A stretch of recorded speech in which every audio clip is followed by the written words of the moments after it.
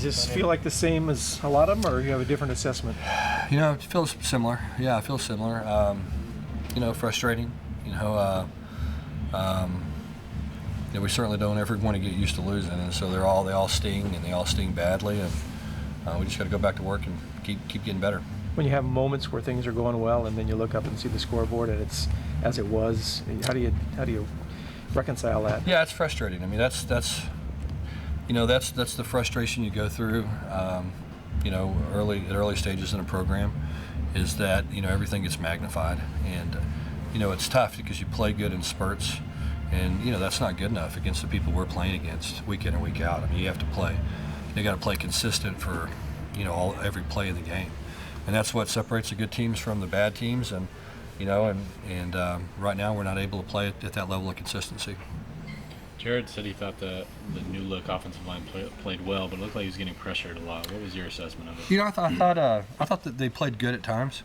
Washington's got a good pass rush, and so there was going to be some matchups that were going to be tough for us, regardless of who we had in there. But I thought overall, the guys, we did some good things. Obviously we've got to continue to get better. We'll look at the tape and make a final assessment. But I thought overall, they played hard. I thought they were a little more physical maybe than we had been.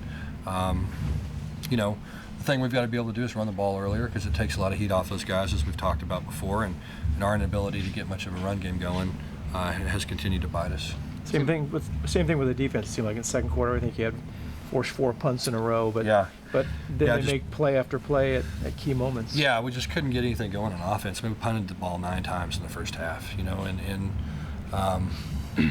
got to be able to execute better than that. And a lot of it's just little details and making sure we don't get behind the chains. We got behind the chains a little bit too much tonight. Got too many 3rd and longs, and that's not a good matchup for us right now. How good was Sankey? Good. Yeah, he's a really good running back. I mean, he runs tough. He's a hard guy to find. He's not real tall, so he hides, and he's a tough guy to find. And he reversed his field a couple of times, got some big plays on us, and like you talked about. I mean, at times we played really good run defense, and then other times we didn't fit something right, or we got out of a gap and they creased us, and that's just being inconsistent right now, and we got to continue to work on that and be more and more consistent. Talk about the decision early to go for the fake field goal, and then later when you're down 38-7 to go for a regular field goal when it looked like they weren't looking for the fake. Yeah, well, it's like anything else. I mean, we had a fake. We had actually 2 fakes. We got a look. We should have checked out of it. It was just a bad call on my part. It seemed like Jared really battled for you, getting out of some of the pressure and some of the plays he was able to make. How do you feel he held up to it? I thought our whole team battled. I mean, I told the guys after him I was really proud of the way they played. I mean, and how hard they played. Obviously, we have to play better. We got to coach better. But there's no quit in this team at all. I mean, none. And I'm incredibly proud of them for that, because I think that's the sign of a program starting to come together, is when guys, regardless of the circumstances, go out there and play incredibly hard for each other and play for Cal. And we're starting to get that sense that that's happening. I wish the outcome was better, but our kids care about each other, and I'm really proud of them for the kind of people they are and the way they keep battling. Like I said, I'm ready to start winning football games, and they are too. We're all frustrated. We're all ready to play better and to start winning games. But until then, I'm proud of what they're giving us in terms of their effort and their work ethic. What did you think of the play of Johnny Reagan? I mean, the only 2 tackles he made were big. Yeah, I think he's a kid, that is capable of making a lot of big plays. I mean, he's athletic. He can run. He's been a little banged up. We were hoping to, that this was going to happen 4 weeks ago. He's had an ankle that's been a little bit hobbling him a little bit, but it's good to see him to do this, because we thought all along he's capable of making some plays for us and giving us some athleticism at that linebacker spot. With he and Whitener in the game a lot more, what does that say for Nickerson? Nothing. Just says we're trying to find the best players, and that's what we'll always do. Talk about how you decided that Jared was still your guy. Just through the course of practice this week, I think that we've thought all along he has a chance to be something pretty special, and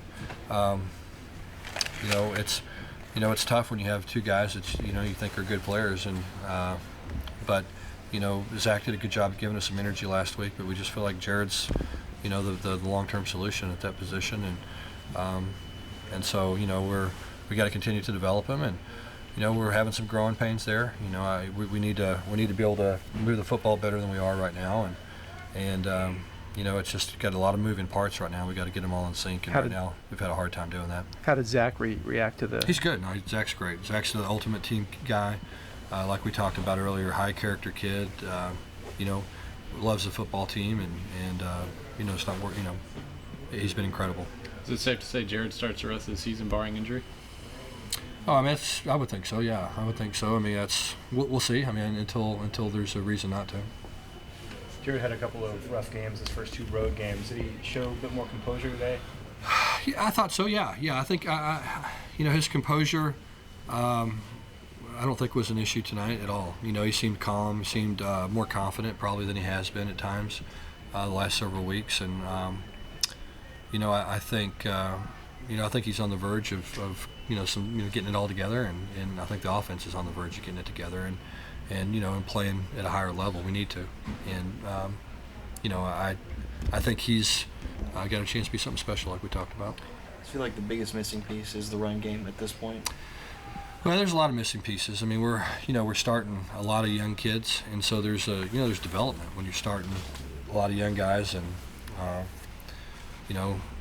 think 5 or 6 freshmen on the offense, and so as I said, there's offensive football is about execution, and execution is about repetition, and when you've got young guys, they're behind in terms of repetition, and so we've got to continue to get them reps in hopes that we'll execute at a higher level. What did you see in Irvin this week that kind of led you to give him most? Yeah, I think he's gives us a little bit something different. He's a little bit more of a downhill runner, runs with his shoulder square a little bit more. I think sets up blocks, reads blocks probably best of any of our backs. And same thing with Darren. He hadn't been healthy, and so this is really the first couple of weeks he's been healthy, and he's gotten more of an opportunity. And I think he's performed pretty well when we give him the football. What kind of injuries has he been dealing with?